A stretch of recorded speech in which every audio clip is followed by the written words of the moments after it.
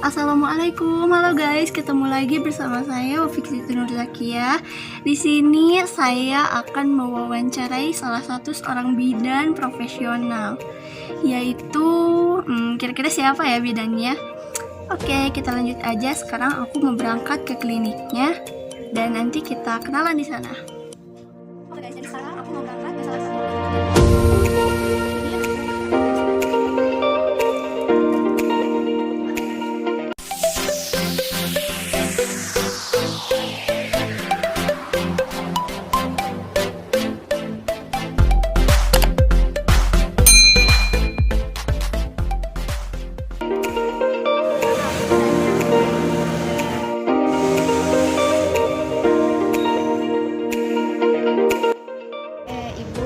Sudah berapa lama menjadi profesi bidan pelaksana?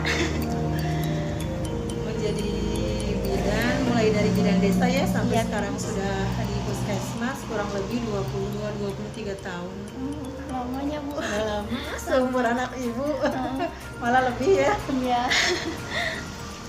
Pas Ibu kuliah gitu ya, berarti sekitar 25 tahun ke belakang ya Bu. Ya.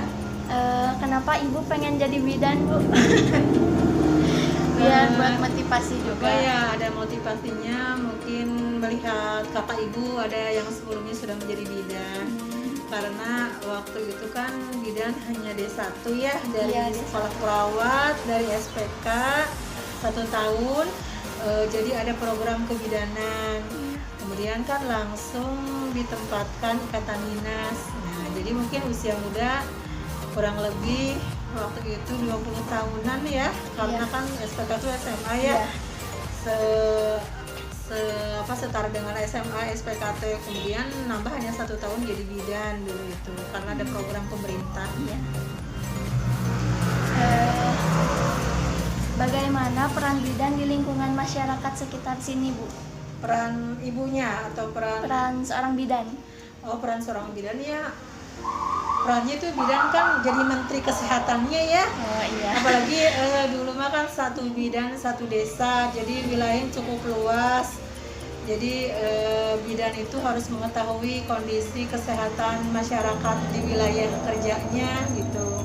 Tidak hanya posyandu aja, tapi berkaitan dengan masalah kesehatan. Misalkan ada wabah di masyarakat, waktu itu kan ibu megang desa Ciputri, nah masih ada yang muntaber istilahnya. Kalau sekarang tuh mungkin udah nggak ada muntaber, diare aja ya. Nah jadi itu kan bisa menjadikan wabah ke orang lain karena mungkin PHBS-nya yang kurang. Nah, itu bidan desa juga harus berperan di situ. Jadi tidak hanya pelayanan kesehatan ibu dan anak aja. Jadi menyeluruh, jadi menteri kesehatan desanya. Iya. Selama pengalaman Ibu 22 tahun ini, pengalaman suka dukanya apa aja sih Bu? Setelah Sukanya menjadi ya, bidan desa. alhamdulillah, sukanya banyak.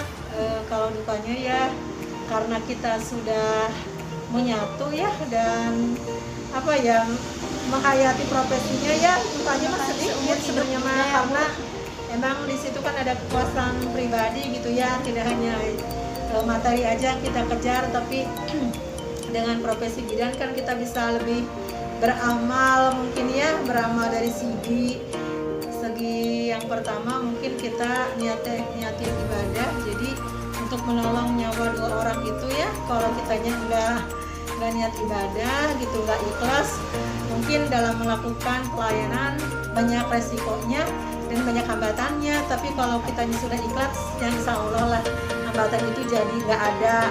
Walaupun di masyarakat yang pertama ke desa itu kan masih banyak masyarakat yang tidak mau bersalin ke tenaga kesehatan, terus parajinya yang ngeyel, yang nggak mau bermitra, karena masyarakat juga mungkin belum ada penyuluhan dari tenaga kesehatan, tidak paham, takut bersalin di bidan. Katanya kan bidan itu selain biaya juga ya yang lebih mahal dari paraji.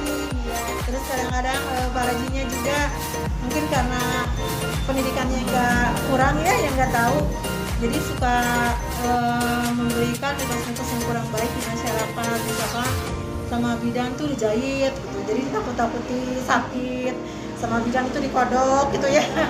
Jadi mungkin itu tuh banyak. Terus kalau bersalin itu mendingan di rumah, karena emang bisa melahirkan itu dengan mudah, biasanya katanya lancar. Dari nenek moyangnya dulu juga nggak ada yang ke puskesmas, nggak ada yang ke rumah bersalin atau ke bidan gitu, kecuali kalau ada risiko baru Pak Raji manggil bidan. Ya banyaklah hambatannya ya, selain masyarakatnya yang kurang paham karena mungkin kurangnya penyuluhan dari petugas kesehatan, Pak Rajinya juga yang sudah mendominan karena mereka memang udah paling dekat duluan dengan masyarakat gitu ya.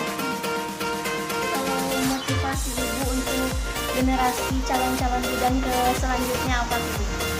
Motivasinya ya karena mungkin masih pada muda ya bidan ya, sekarang tuh boleh terus berkelanjutan pendidikannya. Sekarang kan udah ada profesi ya, dari D4 ke profesi ke S2 ya, ditingkatkan lagi lah ilmu kebidanannya ya. Kita kan udah lebih berkembang dari perawat, jadi alhamdulillah sok aja terus ditingkatkan, sekolahnya lanjut terus.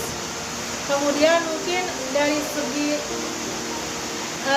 apa ya, keikhlasan dalam profesi, menjalankan profesi bidan itu harus ada segi ibadahnya ya, harus lebih empati, harus lebih apa ya, meluangkan gitu waktunya sepenuh hati gitu.